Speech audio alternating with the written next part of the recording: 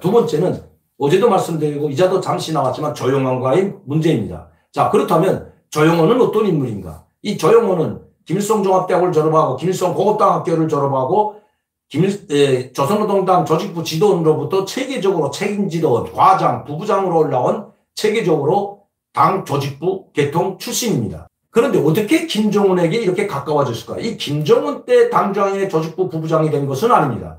당장의 조직부 부부장 된 것은 이미 김정일 때 당장의 조직부 부부장으로 등용됐고, 김정은이 후계자가 아닌 김정일을 따라다닐 때 그 김정일과 함께 수행을 했던 사람이 조영원이고, 그리고 김정은과 함께 당 조직부, 김정은에게 조직 지도부에 대한, 즉 당에 대한 조직 장악력을 가르쳐 준 사람이 바로 조영원이라는 것입니다. 그러면 김정일은 왜 조영원이를 김정은에게 붙여줬을까요?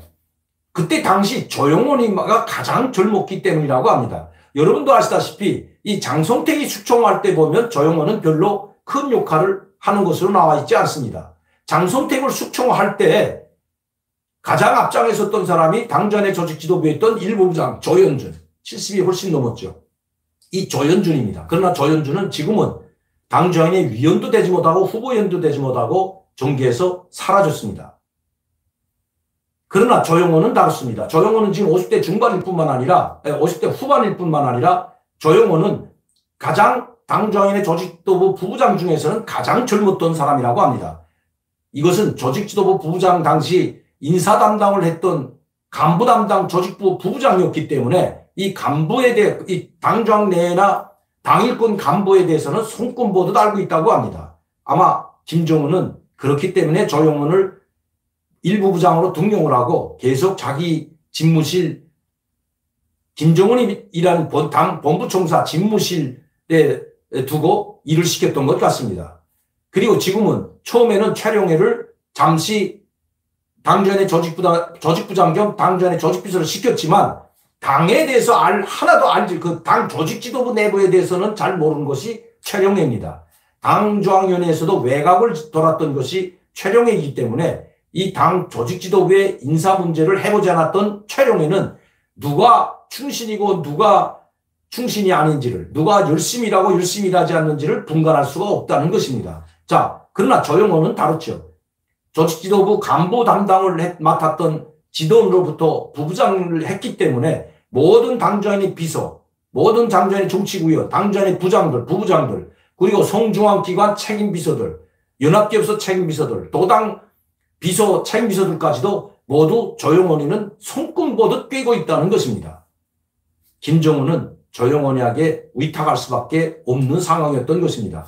그래서 최룡해는 조직비서 위치에 있다면 좀 전에도 말씀드렸지만 막강한 인사권을 가지고 있는 자리가 조직비서 자리이기 때문에 그 이름과 함께 이 최룡해라는 빨치산 계열의 이 후손, 즉 자녀라는 그 최연의 아들이라는 이 엄청난 프리엄과 함께 조직비서라는 자리까지 갖게 된다면 그야말로 엄청난 권력을 손에 쥐게 된다는 것입니다. 김정은은 이것을 두려워했고 결국 김정은은 핫바지와 같은 자리에 있던 김영남을 내보내고 최룡해를 그 자리에 보낸 것입니다. 아무런 권한도 없는 것이 바로 최고상위원회 위원장, 자기 운전수 하나도 교체할 수 없었다는 것 제가 예전에도 말씀드렸습니다. 김영남이는 자기 운전수도 교체할 수 없습니다. 이 최고상위원회 위원장은 당전의 정치국 위원이었기 때문에 운전수도 호위사령부에서 나오고 부관도 호위사령부에서 나옵니다. 운전수를 교체할 수가 없죠.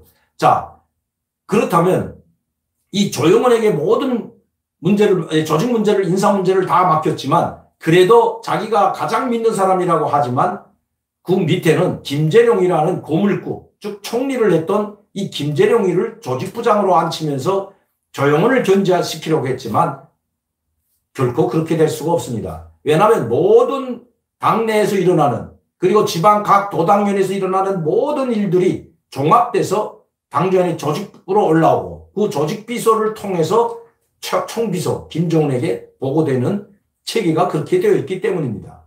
또 인사 문제를 관장하는 것이 바로 조직비서입니다. 조영원은 막강한 권력을 쥐었지만 최룡해하고 다른 것은 기반이 없다는 것입니다. 명성도 없다는 것입니다. 그냥 김정은의 신임을 받아서 조직비서를 하기 때문에 김정은의 신임만 잊어버리게 된다면 언제든지 칠 수 있는 사람이 바로 조용원입니다. 조용원도 그것을 알고 있다는 것입니다. 그러나 김정은에게 절대 충성을 하지 결국 모든 조직 인사 문제가 끝나고 모든 간부들, 노장들이 다 숙청된 이후에 새로운 사람들로 당과 당정군 내각이 꾸려지게 된다면 그때는 조용원이도 이 국가안전보위부장이었던 김원웅과 마찬가지로 토사구팽당하는 것은 불보듯 뻔한 것입니다. 조용원이 이것을 모를까요? 천만의 말씀입니다.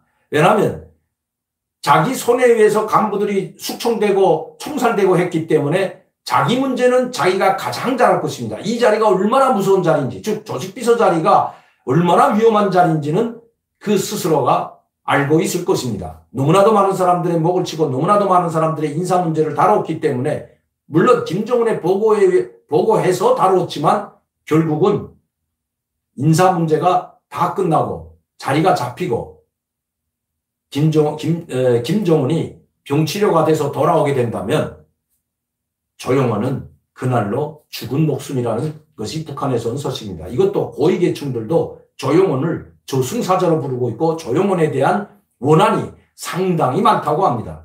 이것은 당전에 39세였던 최고위 간부였던 미국에 망명하신 분이 저에게 직접 이야기해 준 이야기입니다. 즉 조용원은 자기도 만나봤고 담화도 해봤지만 왜냐하면 당전의 간부들은 모두 조용원과 담화를 하고야 간부가 되기 때문에 담화를 해보았지만 인종사정 없을 뿐만 아니라 무자비한 아주 무자비한 사람이라는 것입니다. 특히 자기에게 복종하지 않는 사람은 해외는 둘째치고 당에 기용도 하지 않는다는 것이 그분의 이야기였던 것입니다. 그만큼 조용원에 대한 원한이 가진 사람이 가진 엘리트 계층들이 상당히 많다는 것입니다. 자기도 하루아침에 잘못했더라면 그냥 목이 잘릴 뻔했다고 저에게 이야기했습니다. 그렇게 김정일로부터 공화국 노력용 칭호를까지 받고 벤주 600종을 선물 받은 이 최고위 간부도 조용원 앞에서는 그야말로 고양이 앞에 쥐였던 것입니다.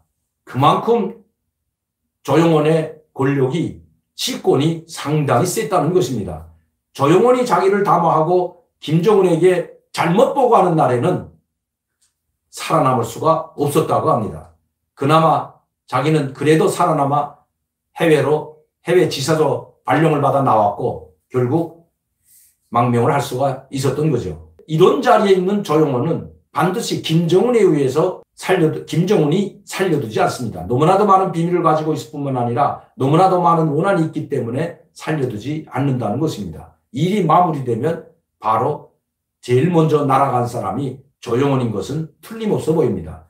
지금은 절대 권력, 실권을 가지고 있지만 언젠가 김여정이 이 실권을 가지게 되는 날 조용원도 김원웅의 운명과 다름이 없다는 것입니다.